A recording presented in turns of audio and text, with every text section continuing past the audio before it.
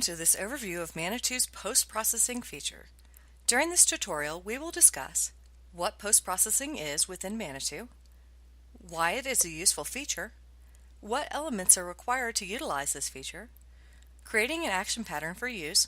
In this tutorial, we will detail this within a customer record, how to tie action patterns to events on customer records and to event categories on the dealer records, and how to confirm the feature works through testing.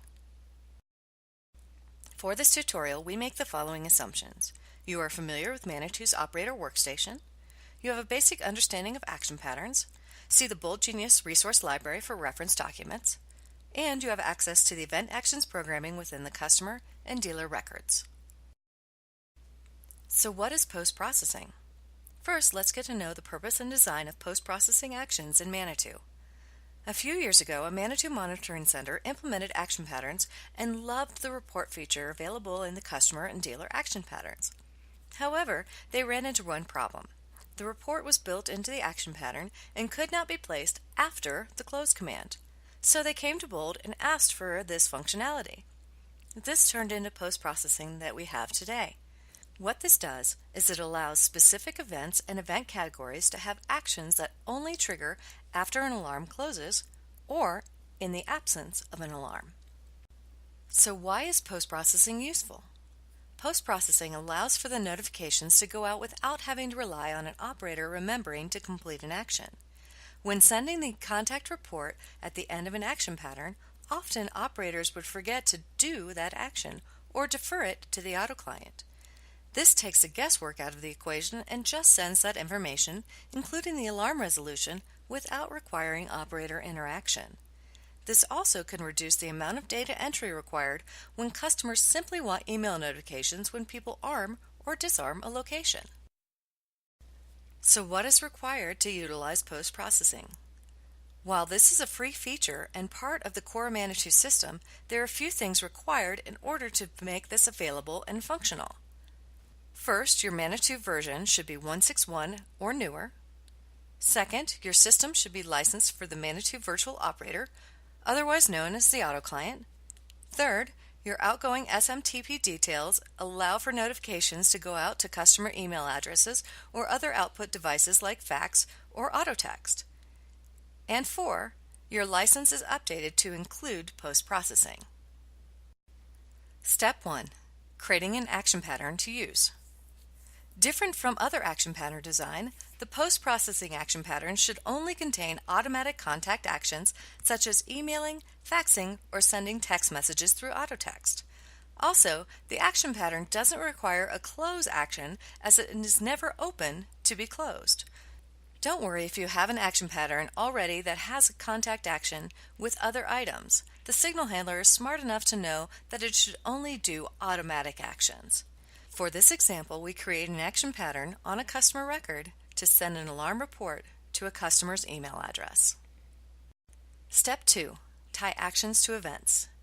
Depending on where these actions should occur, a post-processing action pattern can be tied onto a customer record for specific event codes or on the dealer record for a specific event category.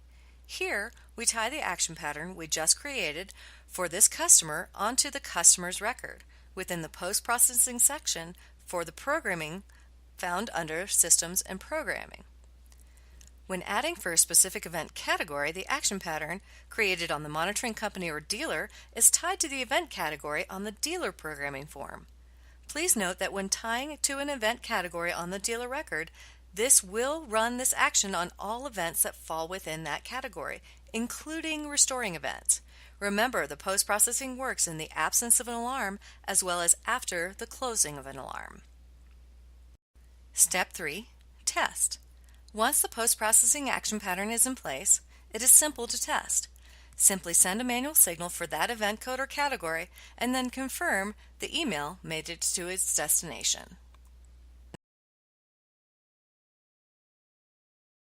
Some things to consider. If you do not see the features described in this video within your Manitou system, or if the emails don't make it to their destination, please check the following. Your version is 1.6.1 or newer, and you can find this under your Help menu, then About Manitou Operator Workstation. If you have the virtual operator configured on your system, that you have a properly functioning SMTP email gateway or other outbound device. You can verify your SMTP details by using the SMTP Quick Reference found in the Bold Genius Resource Library. That your system has been licensed for post-processing. This can be verified in the license utility on your Manitou server. If you're missing any of these items, please contact support or your local IT team for further assistance. If all these items are in place and the email did not make it to its destination, check the following. Look for errors in the Manitou system log, the customer activity log, and if no errors are present in these logs, you may need to have the end user check with their internet service provider or spam filters. That's it. So what did we learn? During this session, we learned what post-processing is, why it's a useful tool, what is required to use this feature, how to add an action pattern with a notification action event, how to tie that action pattern to an event code or on the dealer for an event category, and finally, we tested the behavior by sending a manual signal. Thank you again for your time, and we look forward to your sharing your experiences with Manitou's post-processing.